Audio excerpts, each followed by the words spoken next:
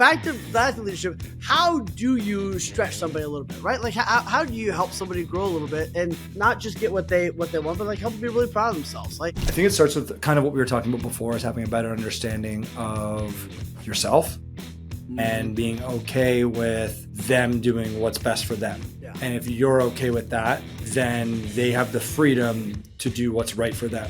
And then see one of my agents start a golden retriever club. He put on Facebook, if you have a golden retriever, we should meet up at the park. Dude, he has 75 people that come once a month in a town of 100,000 people that will show up with their dogs. They just had one last week. It was a Christmas party. They're at a pool. The dogs are swimming and they're hanging out. Then they go to a brewery and he's getting business.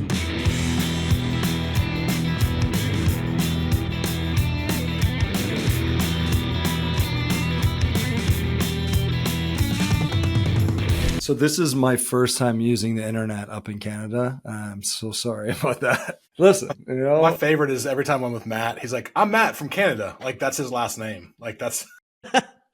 Hey, no joke. My parents in Canada literally had the internet shut off the other day. And I was like, Dad, what's going on? I was up there. I was like, do you want some help? He was like, yeah. So we're trying to figure it out. Everything's plugged in, whatever. They just stopped paying the bill, right? Not because they didn't have money. They stopped paying the bill because my dad, who is ancient, decided like wasn't getting a paper bill. And it's like, if he wasn't getting a paper bill, there was just nothing to pay. So literally they're like 6 months behind because he just forgot to pay for the internet because he wasn't getting a physical bill. And I was like, Dad, you are not that old. Anyway, signing him up I have the auto same, pay was like, but the thing is, I have the exact same toxic trait but I just don't like paying early. And then I forget about things, and I don't have enough. I don't have an accountant who I can just send bills to pay. So things just kind of eventually get paid. And anyways, it's okay. You should get one of those. Game changer. Yeah, we should. Game changer. Yeah. Although my sister-in-law does all my bookkeeping. It sucks because she knows everything I spend money on. And she's like, do we really need an espresso machine? I'm like, maybe. Like, what if somebody comes in the office and they want an espresso? Like, now we have one. What if that's the thing that gets him over the edge? You know what I mean? Matt's helping him know about the ramps and the guardrails and the handles, and Brad has an espresso machine. You know, we're all doing it different, okay? Don't judge me. Okay, so back to leading people. So in your leadership, which is a broad term. Okay, but back to that leadership, how do you stretch somebody a little bit, right? Like how do you help somebody grow a little bit and not just get what they want, but like help them be really proud of themselves? Like what are a couple of things you all have done to like help them see their greatness and then kind of help them tap into that a little bit? I think it starts with kind of what we were talking about before, is having a better understanding of yourself and being okay with them doing what's best for them. Yeah. And if you're okay with that, then they have the freedom to do what's right for them. And we literally just talked about this with my guy. So this is perfect. It kind of goes back to that old school mentality and this new world thinking of allowing, as a team lead or a mentor or a coach, is helping them navigate, well, what is best for them. Maybe best for them is, having Sundays off, or being with the kids, or being a kind of a quote unquote stay at home parent. Maybe the best for them is certain freedoms or traveling, or and then I think working backwards through a way of, okay, well, what does that require from you at a work level, and how do we help you achieve that? And I think you just nailed it. And I want everybody to get that. Like, I think that the most beautiful nugget in there was what you said, like help them navigate it, right? Like help them, like your job isn't to tell them or assume or push. Like, I love what you just said. Like, your job is to help them navigate that. Like, what is best for them, right? And like, I think so often we come in, we're like, I'm supposed to, like, even as leaders, like we got our shit. Like, we're like, I'm supposed to drive people. I'm supposed to this. Like, we have all these kind of things, and like, I don't know. Like, I love what you just said. It was like my job is to help them navigate, help them figure out, like, what if blank? What if blank? Okay, well, if you got if you caught this tiger, would you be happy you caught that tiger, right? Whatever that is. And so I think, yeah, you crushed it with that, going in there without assumptions. And it probably doesn't necessarily, and like to Brad's point earlier, like it probably doesn't necessarily mean you keep somebody. Like, if they're like, hey, I want to do one deal a year, and I'm nice, like it doesn't necessarily mean you keep that person, but there's no judgment around it, right? I think it comes back to the why, right? And so like what we're talking about is really helping them find clarity about their why. And when you're able to do that, then that path, like I said it like 5 minutes ago, right? But as soon as we can help them find clarity upon their path, the direction, clarity upon the direction, the path will just show itself in a better light. So like the fog will kind of raise up, and that might involve doing more deals. It might involve doing less, but they might most likely be a happier person doing those things. And they might end up doing more just naturally, right? And we've spent a lot of time at the beginning not really focusing on that. We looked at things like, all right, if we can build better systems, and if we can hire an extra person to handle this and take this off their plate, they're going to be happier, right? Which was true to a point, but we weren't addressing the human component to that. We weren't addressing that driving factor or the why. We weren't addressing the major thing in it. We were looking at it from like a systems point of view, not a mental point of view. And so it was really interesting trying to navigate. One of my favorite quotes around that is, and I think a guy named Wayne came up with it. I'm pretty sure I didn't. But the quote is like, it's almost impossible to lead someone if you don't know their why. Like it's almost impossible to like lead someone and coach someone if you don't understand like what's underneath all of that, right? If you don't know what's there. And I think it goes to buyers and sellers and everybody else. Like if I don't really understand what's driving you, what's really important to you, how the hell am I supposed to actually help you in the way that I really want to? I would argue understanding a why, not even the why, but a why is most likely one of the hardest things that that most of us will have to realize. And you know, that's okay. So part of this too is our average age is, I think right now it's just under 30. So we're a younger group. But you know, up until we had our family, or I understood a better why, I wouldn't have known what it was. I want to make more money. I want to, like, you know, I couldn't grasp what I needed, I think. And so I think a lot of people would even struggle with why. And I think that's why asking things in a different light to help them navigate that is part of that journey as well. I don't have a why. And I've said this a lot on stage, and I don't have a fucking why. Like, I don't know. Matt, I don't know why I would argue. Would you like to co-host a podcast? How do you feel? How do you feel about that? What the fuck? How'd I get kicked out of this thing already? I just don't have a why, and all of a sudden we're not friends? Shit. See, but I think I know what your whys are. Didn't the All In podcast, like the billionaires, didn't they try to kick one of the guys out? And he's like, no, I'm not leaving. And he's still there. I'm pretty sure there was like a mutiny, and he's like, nope, still here, not going anywhere.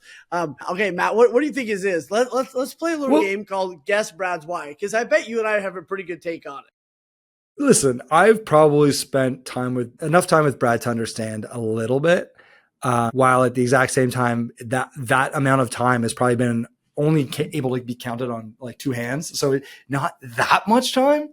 And I would probably be able to nail it down to family, faith, and something really, like close to bourbon, whiskey. I don't know. But like family is probably number one. Sure. Faith is probably a very close number two. Yeah. And those are going to, I think through there we can start digging into it. But I think I saw that sign at Target the other day when I was there. Yeah, I got it. Yeah. Live, laugh, love. By the way, family, faith, bourbon. Brad is the best way to do it. You microdose. So Matt, you've done it right. I did the Tony Robbins, like the full immersion, Brad. That was a lot. So you're doing it right. We got in one bathtub together one time, and all of a sudden it's weird. I got it. Yeah.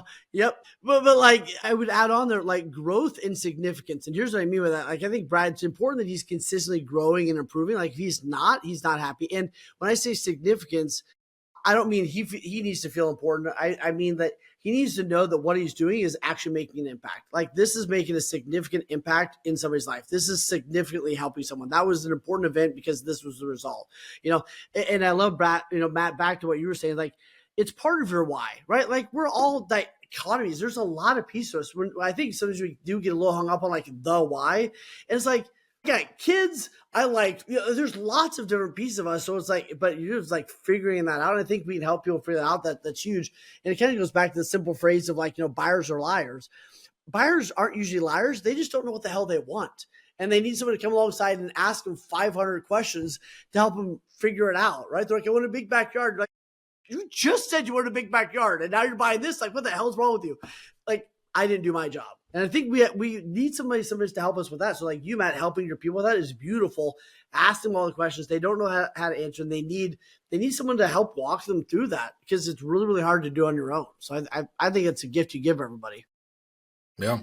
And that's where I think meeting with your people, like, I mean, I meet with mine once a month, and like, I think if you were to put in the terms of why, their why changes all the time. Like, why is my car's broken down? I need a new car. Like, that's my immediate why, you know, all that kind of crap that goes into it. And I think that's where, I mean, y'all know me, and so do the people that are listening to this. Like, I get pretty hardcore on some companies and some structures, because they don't see people as people. They see people as, get in here. What are your KPIs? How many calls have you made? How many doors have you knocked on? And it just doesn't work that way for me. I know it doesn't work that way for most of the real estate professionals or humans out there.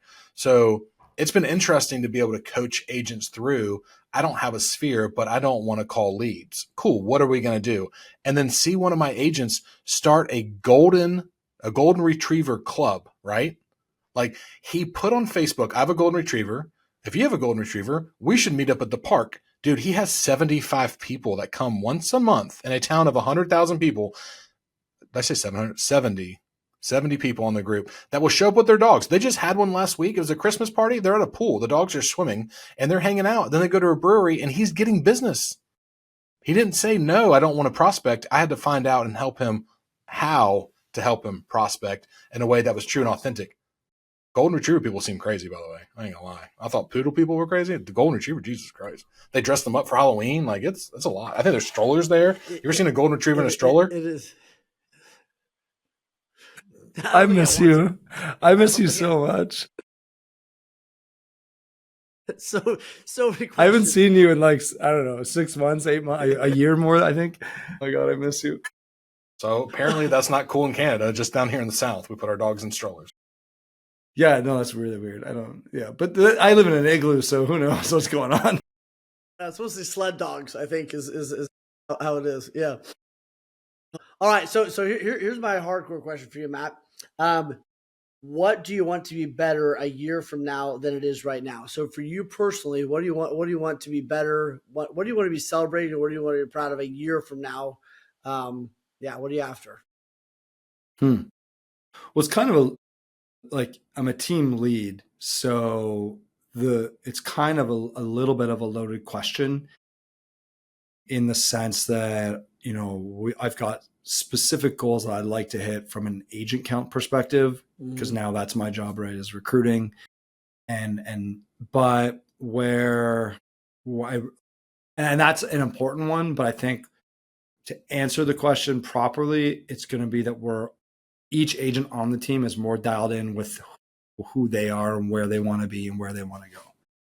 And so what do you think you need to do different to make that happen? Like what do you think is going to have to happen for that to really come to life? Me. Right. I have to change the way that I carry myself. I have to change that I walk into the office, the mentality, right? Like, each and every single moment that I'm doing this job, I have to be, have more empathy than I did the last moment. I have to be coming from a place of growth. I have to be coming, and that's all me. So how are you going to go about that in a tactical way? Because that sounds nice. It just also sounds very like high-minded and 30,000 feet. How do you actually tackle that in the next several months? Well, how did we get here was through our systems, right? And so I need to build in my own systems to enable that to happen. A lot of it's working on myself. So, building in that time to, refill my kettle when I need to, right? Building in that time to say, all right, like that drive in was a little nuts. I need to take a moment before I walk in the door, right? And being cognizant and reminding myself that what's the bigger goal? What do we want to achieve? Where do we want to fill other people's cups, and how do I get there? So it's really working the muscle of being more in tune with myself so that I can play that with everyone else. How do you get that? Like, how do you get, like, do you have people that speak into you? Like, how do you get self-awareness when you're doing so much right? And you probably have a lot of people around you that want to tell you what you want to hear, not in a loving way, because they love you and they really do look up to you. Like, how do you get really good continual self-awareness and feedback at the place you're at now? Well, I think it starts with not really knowing, right? Because at the end of the day, where a lot of my journey has come from was, my partner going, "Hey, I think you need to see someone," and then going from there, the Yeah. Don't they person, all, right?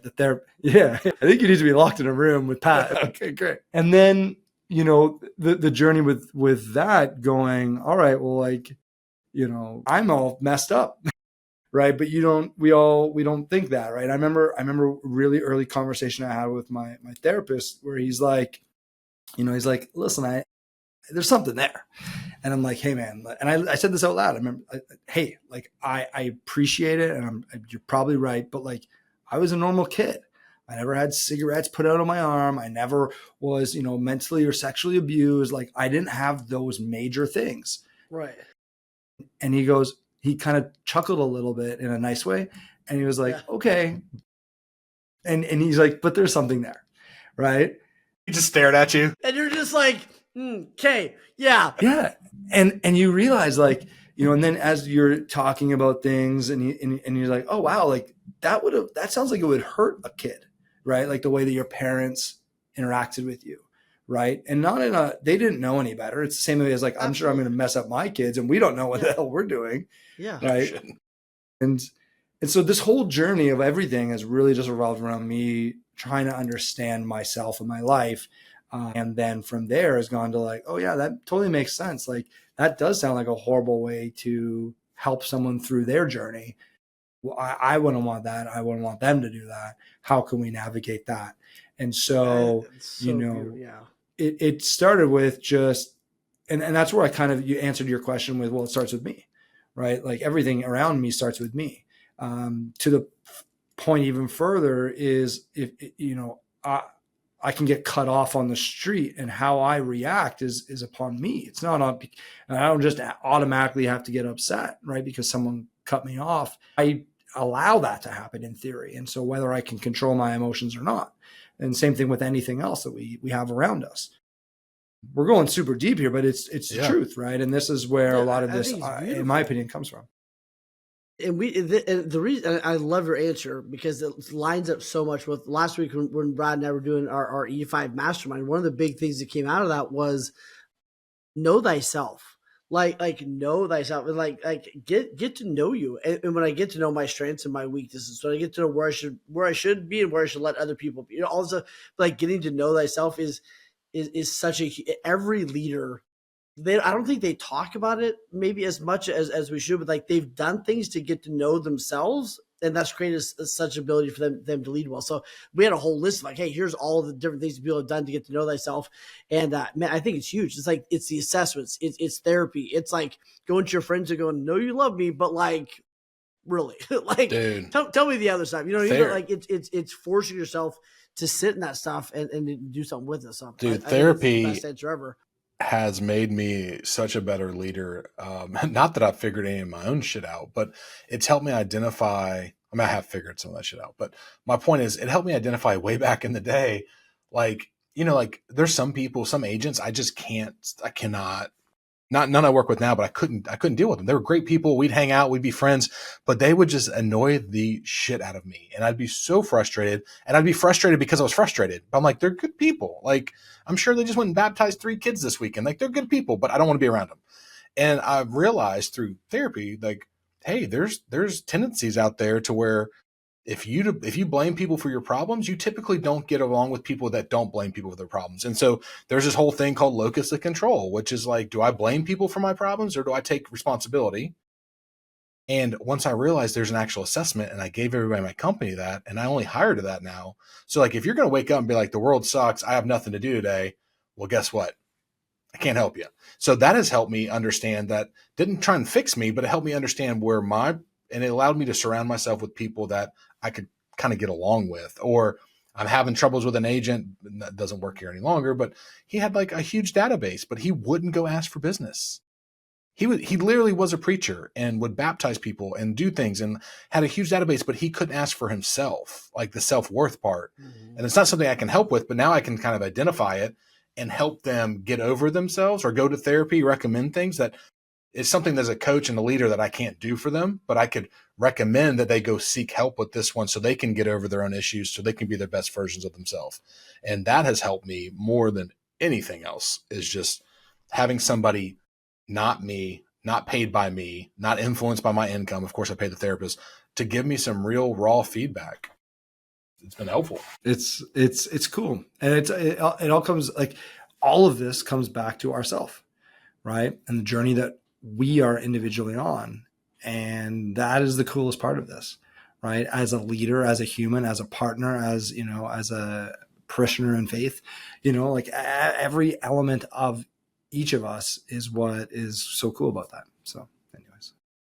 So what attracts people to your company? Are you attracting people? Are you having to cold call people? Or are they just like lined up? Because you're one of those guys, dude, like you hang out with him, you're like, this is the guy I want to hang out with. Like when he's at Inman, like he's holding court. I'm not getting that vibe. That's not what I was getting. Not with that mustache, but usually it's just perfect. But he's holding court, man. So like, is it just a natural attraction for you and agents? How's that working? You know, probably not to the degree that I would want it to, right?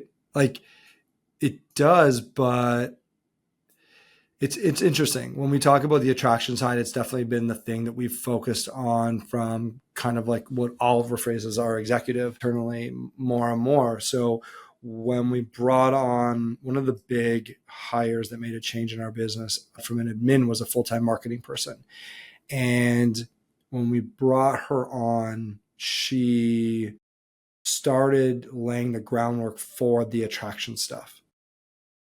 Right. And we just, I think there's a component of we have to be seen to be heard first. But she was able to start crafting that place that we wanted to attract people to and showcasing that to the audience. And so we've so I'm going off topic, but we've kind of completely reframed the team structure that we've got here.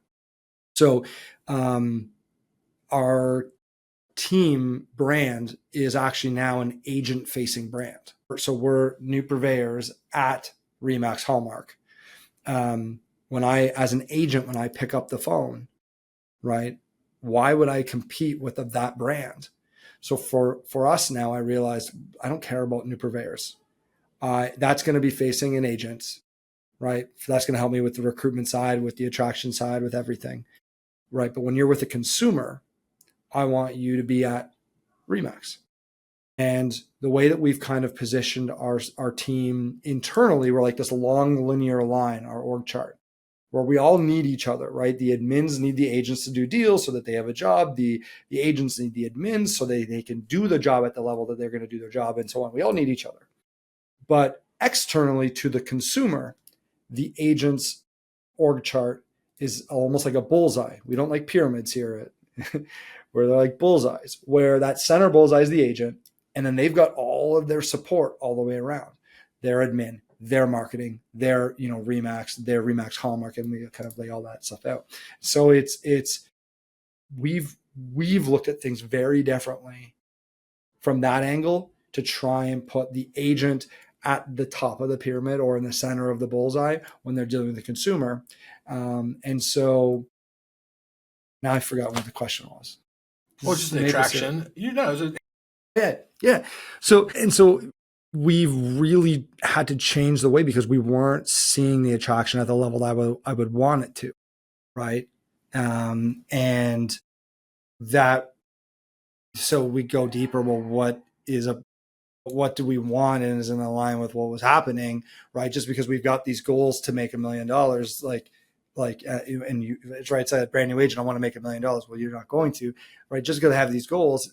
So was I doing the activities? And so then we started adding on the work that I have to do now from a lead gen side. So whether it's outreach, whether it's attraction and so forth. Yeah. So from an attraction standpoint, specifically, we're not seeing the levels that I want to be seeing. And that falls on me, right? That falls on me doing the activities, me doing the conferences locally, right? Me doing the agent networking. Like we've built out, well, we are the main resource now for agents in our city, 4,000 agents. The board shut down the Facebook group back in 2018, 2017, randomly. And so I started it up. I started one up. And now me and a buddy, actually, Brad, you met him, Jody, but we now run this. Yeah. We run the main group for every agent in the city to basically, who's a good painter, who's that kind of standard stuff that would sometimes be handled by either the board or a brokerage level. And we now started doing events. We had a ski day event last year, which we had over 250 agents at, that was free lift tickets and like all different brands, all different brokerages, all thing. And it wasn't a recruiting event. It's me putting my face out there more and getting in front of people so that the attraction stuff will start to pay off. We held a major conference last year that was basically designed for agents. It was free to come, and we brought in speakers from across the province, and we had agents from 3 different provinces come in. And so like we've been able to do things like this, and which have been amazing. And that's when we talk about the attraction side. I'm not seeing the results that I want yet. I know they're coming. I just have to keep working. Question. What's because I love asking this question. If they knew blank, they would be knocking down the door to join your team. Like, what is it, the one thing you wish agents knew about you or your team? Yeah, it was really cool. I remember the moment when I understood and believed that we will actually make a difference in an agent's lives when they join. And when I believed it truly, it was this really cool feeling inside. And, last year I went on the back foot. We built a house, the market turned down, right? And we just got that, we lost it. I went on my back foot and I didn't have that. And we brought a bunch of agents on, right? But I didn't have that. It wasn't a drive. It was like clarity upon what we were trying to do, because I was in almost defense mode. Yeah. And this year we got it back, and it was really cool though. I remember that feeling when I was able to sit there and say, wow, we actually do make a difference. Yeah. And now I just need to have those genuine, authentic conversations with agents to let them know that, and the recruiting wheels. So how would you help somebody get from back foot to front foot? Like, I love that. Like, how did you go from, was it just awareness? Like, what did you do to go back foot from front foot? Because I think a lot of people on their back feet right now. A lot. Yeah. That was a hard one. I don't think I realized it right away. Like, I don't think I realized it going into it, like when you got collectors knocking on your door trying to, like, it was a scary time last year for us. Yeah. We got through it. We did, but it was a scary time. And so, I don't think I realized that we went into that mental space. And I don't think I realized it when we got out of it until we got out of it. And then I was able to say, all right, wow, that was crazy. So part of it was just keep going. Like, just keep going and get through it. Consistency. I knew I had to do the activities every day to get us through, right? I knew that if I gave up, I gave up. And I knew that we had to do certain things. I knew that the agents had to do certain things, right? And I think it was to be honest, like if I'm fully honest, I was in a car with a close friend who was leaped forward, like he wasn't on the back foot. He was like leaped forward fully. And I was like, no, yeah, to some, but he was like up there. But he was like phone call after phone call. And I was like, holy shit, like I forgot what that feeling was like. I need to get back there. Right. I need to get back in that mental space of being, and it was funny because at the time I said, I need to be aggressive. Right. And what my mind first went to was I need to hire the next person. I need to like spend money. And what I walked away from that internal conversation was I need to get clear on my direction. Right. I need to get way more clear on my direction. And I'm ready to, because I can, I feel like I was walking down a path with a ton of fog and lucking out left, right, and center, right? The market was great. We lucked out on the hiring here. We then picked up some people. Life was great. But I wasn't making the right moves at the right time for the right thing. And then when you get clarity around that, all of a sudden things start to change and you start realizing, wow, okay, we need to do these for the right reasons to move forward. Man, this is so good. Thanks for sharing this story. This is so good. And I think that clarity and everything, like you said, like you don't know until you know, kind of like you don't know if you're in a recession until you had 2 bad quarters kind of thing. So I think it comes when like you're at your bottom, right? Like, for instance, like Matt, we were in New York for Inman, and it was like one of the times I was like my biggest. I mean, we drank all week. I mean, Inman is a lot when you're an ambassador. And I remember calling my business partner going, who's your personal trainer? Like, I feel like shit. I mean, I look like shit. Like, I'm tired. And since then, I mean, it's been probably, no, this is 2 years ago, but like I've been working out 3 days a week with the trainer because I knew I was at the bottom. I was like, something has to change. And so I think a lot of people are lucky to have people like Matt and you, Wayne, because hopefully we can help them not realize the problem before they hit the bottom, but we can call the question, like, is this working for you? Is real estate working for you? Is what you're doing working for you? So they don't have to hit that bottom. It's more of like a soft landing and they can pivot to doing something different. And I think that's why you're successful, man. I think that's why you're attracting people, because you're going to call the question before they're at the very, very bottom. I wonder if the answer actually lies in some of the stuff we were just talking about. And because I had the same journey. Well, not the same journey. I had a similar journey with my own physical health, where I've been, I was super active in a crazy sport that we're not going to talk about because we don't need to talk about it. No one knows what it is, and I'm not going to talk about it. Curling. But no, even worse. And lawn darts. I'll just put it out there. No, someone would say Harry Potter, whatever that, Quidditch or whatever, and I'm like, even worse. So no one will know what it is, and I D&D, the Magic Kingdom. Well, I'm just gonna. You know what? I like not knowing because now it's gonna be way worse. It's like he was in defensive knitting. Like that was where he. I'll throw a layer just to make it even more confusing. I've represented Canada at Worlds. So, anyways, the point is, I've been inactive. You're not gonna figure it out, so it's okay. But you could because I'm Canadian, right? Anyways, I'm not gonna. Okay. I don't know how that changed things. How did you probably could? Because I don't know how that. Yep, no idea. See, if I say the next part, you would guess it. You wouldn't guess it. You'd guess half of it. And okay. Anyways, the point of my story here, before I got rudely interrupted, was that I also faced that journey where I realized that I hadn't been active for 10 years. This is a serious time now. No laughing, Brad. Yeah, no laughing. I hadn't been active for like 10 years. And I knew that like it was like a year of me knowing like, okay, I got to find that why to be back in the gym. I need to figure it out, but I didn't have the drive. I didn't have the thing. It was easy to sit on the couch. I didn't need to do these things. Right. And I don't know what happened. I don't know what the change was, but all of a sudden I realized I needed to start like doing something. And so I started stretching. Like I had to start with like the fancy word would be calisthenics, but I was stretching. It was really trying to touch your toes. Yeah, I get it. Yeah. And like, it was crazy. And then I went from that to, I think I started then running and I hated running.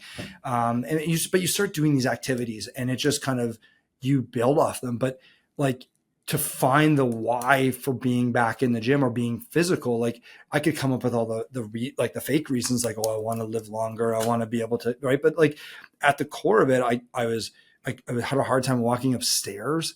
Right. Well, like, and you're breathing after. I could get up the stairs, but like you're breathing after, and she's making fun of me. Like, well, what's wrong? But in reality, it was true. Or I hated the way I physically looked in the mirror. Like all those things that we all know. But like it was trying to say, okay, enough is enough. I've got to make that change. If I don't make the change now, I won't ever make the change. And I have to make that change.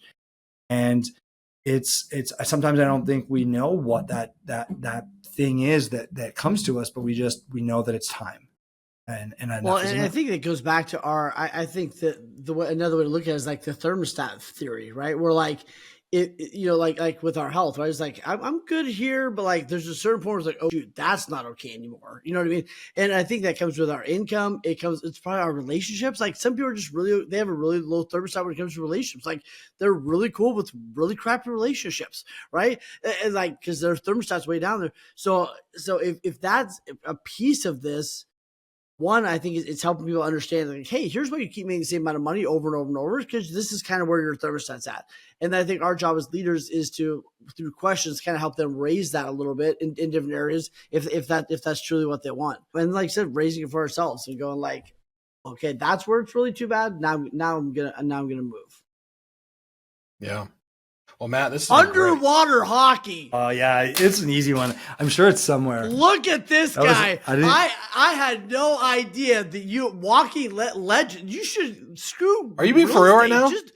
Yes. How is that not every t-shirt you have? And you should start every interview with BTW. I don't know if you know, Mr. Canada. I mean, that's impressive. That's impressive. Wayne, you're from Canada. Your kid plays hockey. You knew about this? This is a thing, or you just learned it? Absolutely. I'm ordering a jersey right now. There you go. A Speedo. We don't wear jerseys. Speedos. I don't know if I had a Speedo with your name on it. I'm going to start getting some questions. The thing that weirded her out the most was she's like, you trade Speedos with other players? She always weirded her out. So anyways, I'll trade a Speedo with you guys anytime. If I had one to trade, you'd be the first. You would be top of the list.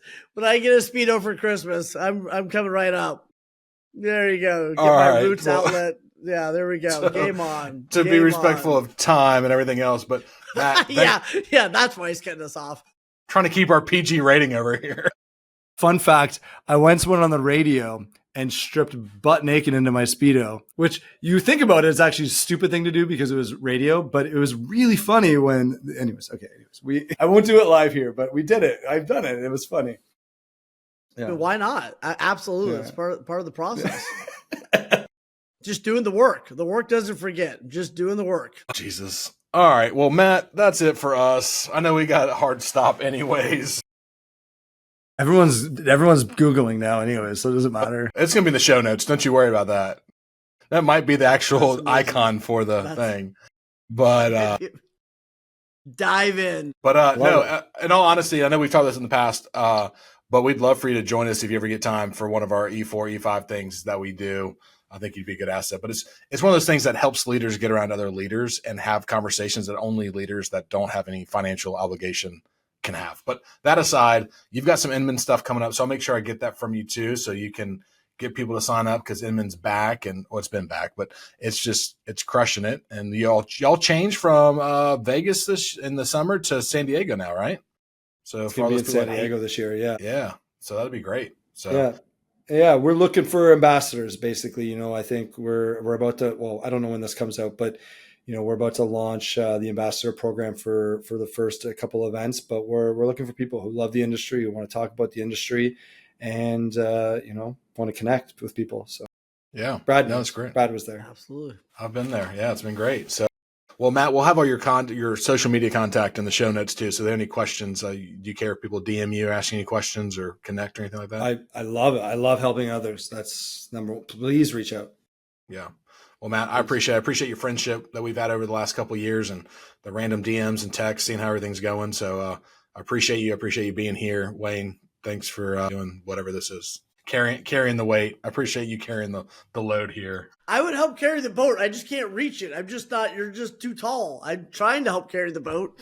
I got to go on one side or the other. All right, guys. I know we got stuff to get to, so I appreciate you, Matt. Have a good rest of your week, man. Thanks, guys. Talk to you soon. All right, buddy. Later. Thank y'all.